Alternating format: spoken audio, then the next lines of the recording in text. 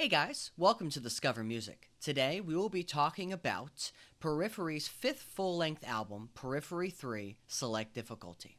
Before we get into the meat of the review, this is your friendly reminder to please smash that like button and hit that subscribe button. It really truly does help me out.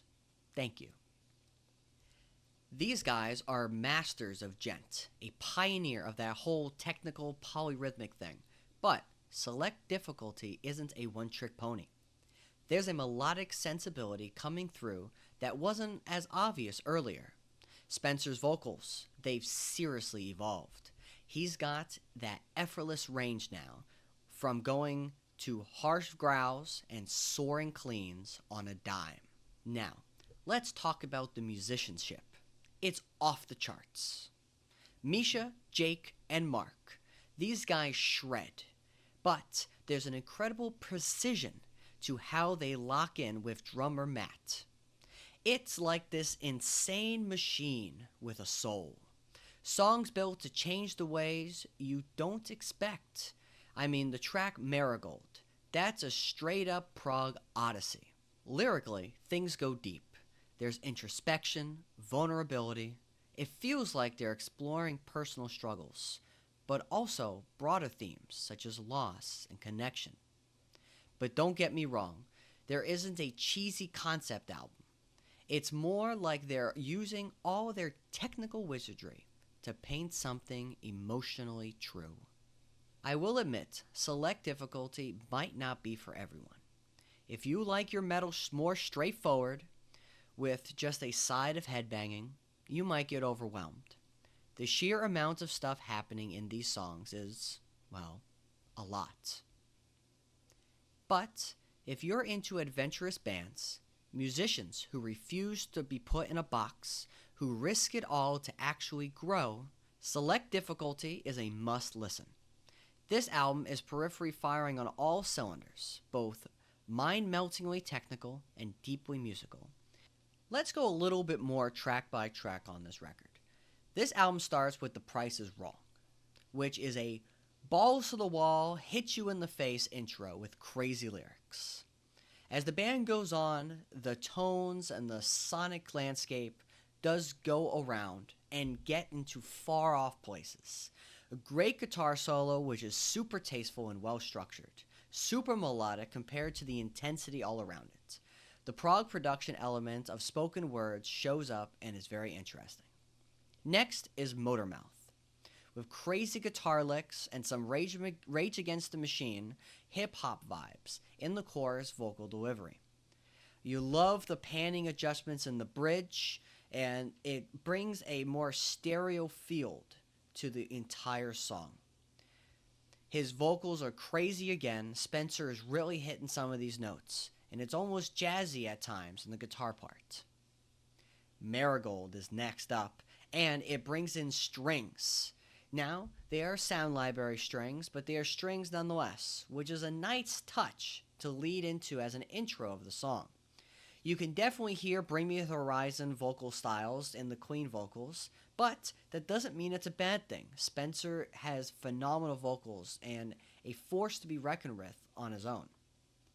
You love the expected change in the vocal line, with super introspective and a dark spoken word bridge that brings a whole creepy factor to the song.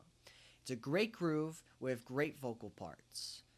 Gorgeous ending to finish off Marigold. Now next is The Way the News Goes. Now, I have a kind of a love-hate relationship with this song. Now, the guitar tones and the sounds go crazy on this song.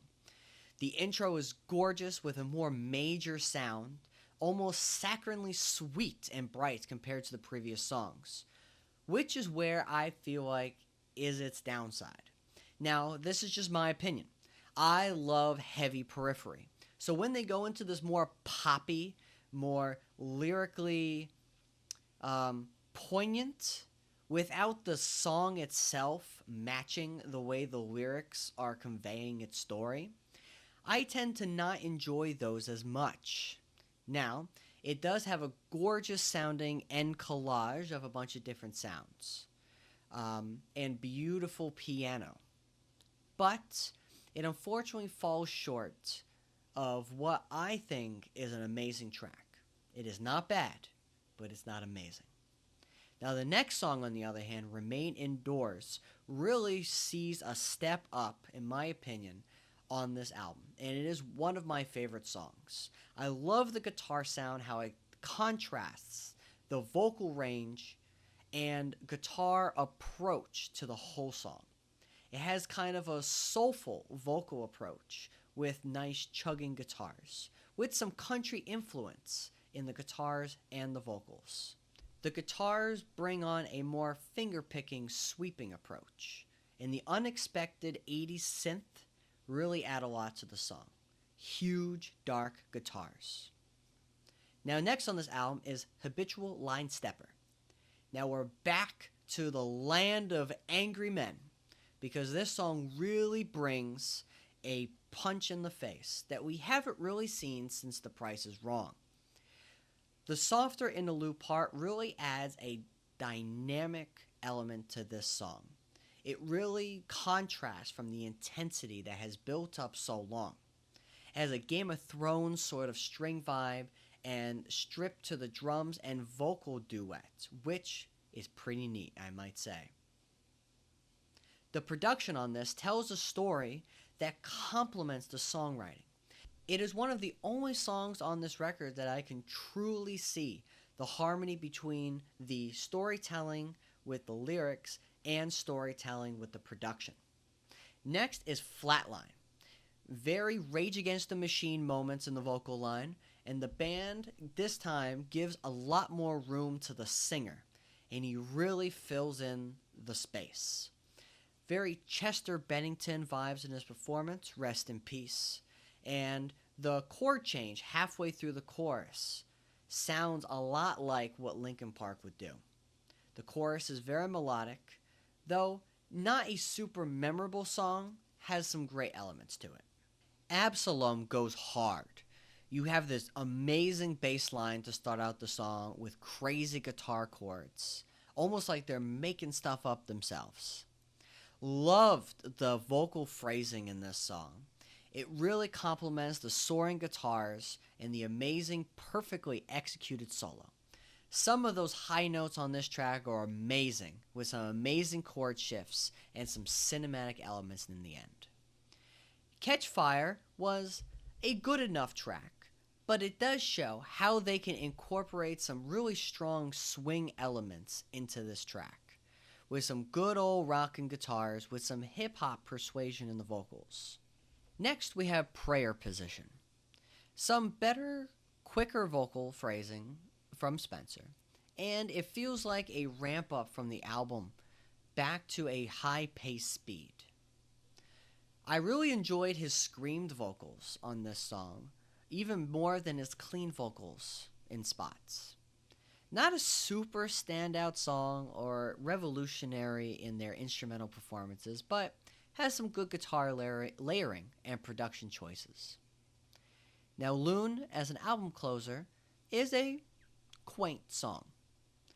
For how brutal and how fast-paced and pretty aggressive Periphery can be, and has been on this record, ending on a more lovely, somber, sweet note with the more mellow guitars and more mellow drum work that carries a lot more weight with the vocals and a well-paced, slow build throughout the song, is a interesting choice, while not a bad choice by any means. It does still have amazing vocal changes and sounds throughout.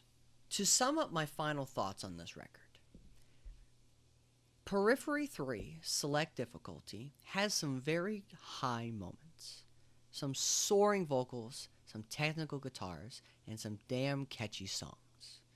And even the ones I don't enjoy, like Lune or The Way the News Goes, are still great songs. They're just not something that I would go back and listen to from this album. The two songs, actually the 4 songs, because this album was so good, that I would go back and listen to are Habitual Line-Stepper, Remain Indoors, Absolomb, and Motormouth. And they immediately went on my playlist. And they have come up quite a few times, and still as much of a headbanger as they were when I first listened to these songs. Now, this is a pretty pivotal album in Periphery's career, in my opinion, because I do believe that we see a lot of elements that they instituted in their next album, Hail Stan, and their more recent album at this recording, Gent Is Not a Genre. And those two albums really take up their melodic intuition, their soaring high vocals, and their great songwriting to another level. And those albums are fantastic, and I will be doing reviews on them. But I believe they needed to have this record in order to fine-tune what they've been doing for all these years, especially coming off of their double album right before this, Alpha and Omega. So, let me know in the comments what you think about this record. And if you see this review and you want to go out and listen to it, come back and let me know what you think. And as always, rock on.